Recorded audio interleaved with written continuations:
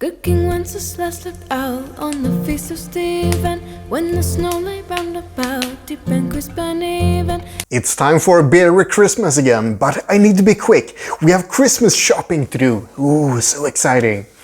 Okay, not that exciting, but still, beer is more exciting than shopping, so maybe I should take it slow. I haven't really thought about this.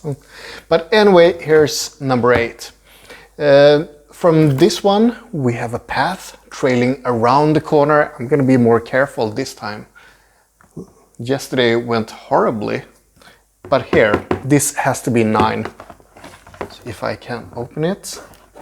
Again, with the child-proof doors. Yes, okay, it was correct at least. So it's something that goes with roasted chicken. What could this be?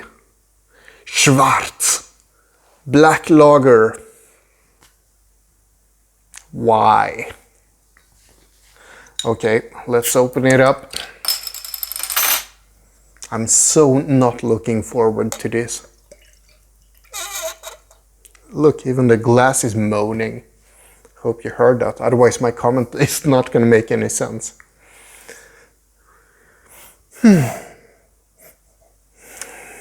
It looks black. It tastes or smells black. Let's see what it tastes like.